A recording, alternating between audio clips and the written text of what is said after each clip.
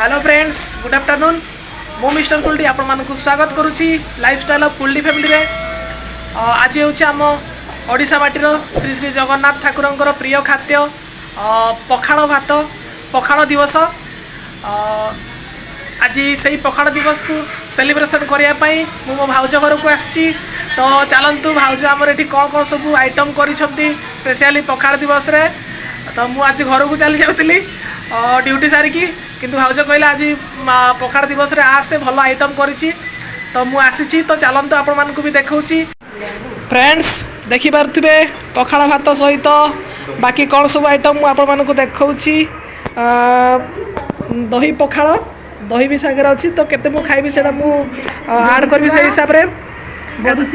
बड़ी चूड़ा पणस कठा छुई आलू भजा कलरा चिप्स भेंडी चिप्स आलू भर्ता काकुड़ी सालड आ एपटे खट्टा आंब खट्टा आउ सेपटे अच्छी बैगण आलू भर्ता भी टिके अच्छी। आ एटा की साग एटा पालंग साग कराइछि। आइटम सब देखिले पखाड़ भात भी देखिले। बर्तमान चलतु खाइकी पखाड़ दिवस रे पखाड़ भात दही पखाड़ सहित आमर देसी आइटम्स रो मजा नेबा। एडी गोल्डी भी बहुत इंटरेस्टिंग भाव में बहुत खुशी भाव से देखुची पखाड़ दिवस को आम केमिति सेलिब्रेशन करूछु। तो सेठी मो पुत्रा माने झियारी माने सेठी खाइबे मु एठी खाइबी जेहेतु एठी आम समस्ते जगह हबुनी से अधे से तले आउ मु एठी ऊपर खाइबी।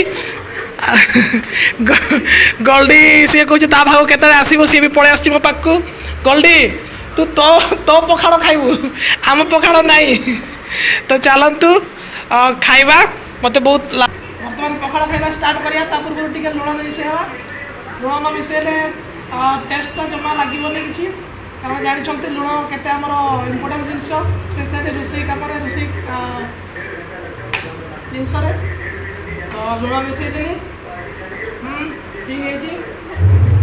बर्तमान खाइबा आरंभ करदवा।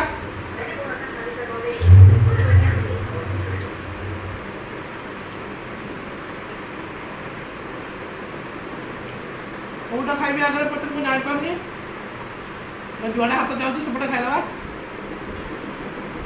सालड टिके प्याज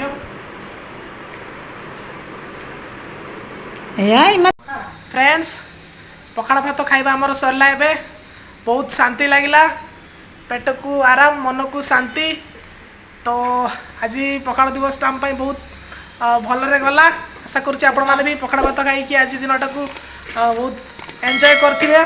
तो आउ थे आपन को देखा आउ गोटे वीडियो रे आज पई आपण समस्त को विदाय नउची। नमस्कार।